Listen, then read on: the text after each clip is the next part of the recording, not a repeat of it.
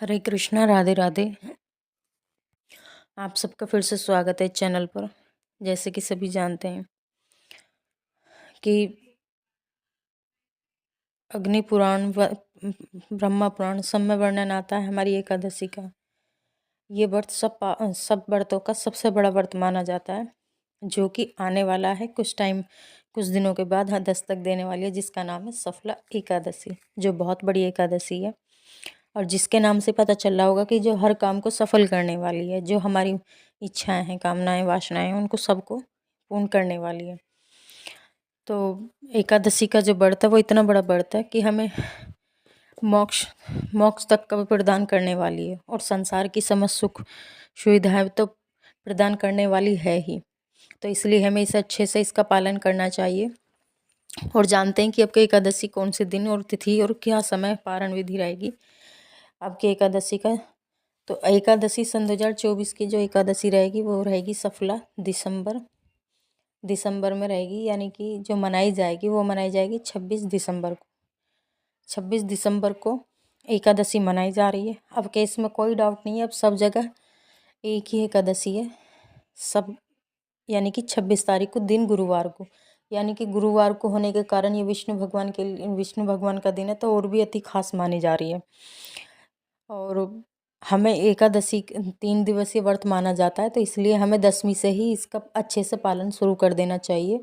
10वीं के दिन हमें एक समय भोजन करना चाहिए, शाम को हमें भोजन नहीं करना चाहिए।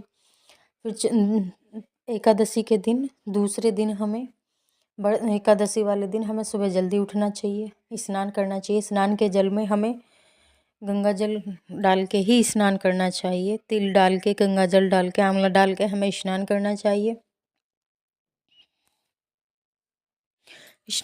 चाहिए और अच्छे से अपने व्रत को स्नान करें। फिर जो हमारे पास विग्रह हो भगवान के, उनकी पूजा अर्चना करनी चाहिए अच्छे से। उन्हें पंचम चीज़ों से स्नान कराना चाहिए, उन्हें अच्छे से भोग लगाना चाहिए और उनकी धूप से, दीप से, कपूर से अच्छे से पूजा करनी चाहिए। उनकी अच्छे से पूजा करें और आरती करें और नाम जप करें उस दिन जितना हो सके। श्रीमद् भागवत का पाठ करें, गीता का पाठ करें और श्री तुलसी महारानी को भगवान के समीप प्रदान करें और भगवान को तुलसी और मंजरी अवश्य चढ़ाएं एकादशी के दिन। दूसरा, उस दिन तुलसी महारानी को जल नहीं देना चाहिए, न एकादशी को न द्वादशी को, इस बात का अवश्य ध्यान रखना चाहिए। और तुलसी महारानी को एक दिन पहले ही हमें तोड़ के रख लेना चाहिए भगवान को समर्पण करने से पहले, यानी कि एकादशी से एक दिन पहले हमें तोड़ लेना चाहिए। और द्वादशी को भी हमें द्वादशी को हमें ना तुलसी महारानी तोड़नी चाहिए और ना ही उन्हें जल देना चाहिए। ये 2 चीज़ों का विशेष ध्यान रखें।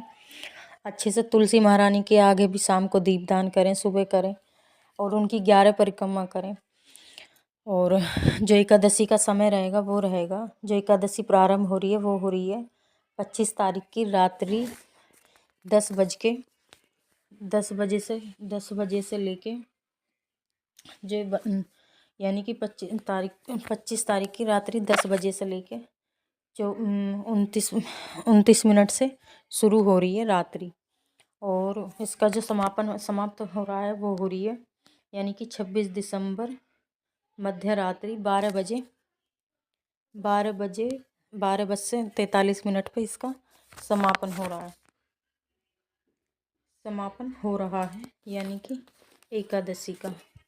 तो अब के जो एकादशी रहेगी वो 26 तारीख को पूरे दिन की और अच्छे समय की रहेगी, यानी कि पूरे दिन की ही एकादशी है, इसमें आपको कोई डाउट नहीं है। और जो इसका पारण समय रहेगा वो दूसरे दिन, यानी कि दिन शुक्रवार 27 तारीख सन 2024 में वो शुरू हो रहा है 7:23 से शुरू होके और 10:46 तक इसका पारण का समय रहेगा। इस बीच अपना व्रत का पारण अवश्य कर लें, क्योंकि जब तक हमें पारण नहीं करते जब तक उसका हमें कोई फल नहीं मिलता, इसलिए पारण भगवान के चरणामृत से और तुलसी दल से ही करें। दूसरा जो दान का समय रहेगा वो रहेगा सुबह 5 बजे से लेकर 47 मिनट से शुरू हो रहा है। 10 बजे से लेकर 46 मिनट तक इस बीच में आप दान कर सकते हैं। ये दान का भी एक अच्छा समय होता है। कहते हैं कि दान भी अगर सही समय पर किया जाए तो उसका हमें पूर्ण फल मिलता है, और दान अवश्य करें और भगवान की पूजा करें, जितना हो सके नाम संकीर्तन करें और तुलसी महारानी की पूजा करें, शालिग्राम भगवान की सेवा करें, मंदिर जाएं जो हमारे आसपास में हो, और भगवान का जो मुख्य भोग है वो है तिल और गुड़। ये दो चीज़ों का भगवान को भोग जरूर लगाएं, और इनसे बनी हुई चीज़ों का भी भगवान को भोग लगाएं। और अब के एकादशी और भी खास बन रही है, वो इसलिए बन रही है क्योंकि अब के शिववास भी बन रहा है। एकादशी में शिववास का भी योग आया है। शिववास का मतलब होता है कि जब भगवान कुछ समय के लिए एक जगह ही स्थित होते हैं, यानी कि भोले बाबा को कहा जाता है कि वे कभी भी एक जगह स्थित नहीं होते। वो जगह जगह जगह जगह अपने भक्तों के कभी कहीं कभी कहीं वो रहते हैं। और ये कहते हैं कि जब भगवान कुछ समय के लिए एक जगह ठहरते हैं तो उसे हम शिववास कहते हैं, और वो बहुत खास होता है। उस टाइम पे हम अगर शिव भगवान की पूजा अर्चना करते हैं तो हमें काफ़ी कई गुना फल देने वाली होती है। इसलिए अब की एकादशी बहुत खास है। दिन गुरुवार की वजह से भी खास है, विष्णु भगवान का मुख्य दिन है, और भोले बाबा का भी उस दिन शिववास माना जा रहा है। और शिववास का जो समय है वो रहेगा 26 दिसंबर मध्य रात्रि 12 बजे से लेके 43 मिनट तक रहेगा। इस बीच में हमें अगर कुछ भी हो सके तो हमें भोले बाबा का ध्यान योग जो भी कर सकें ज़रूर करें। राधे राधे, हरे कृष्ण।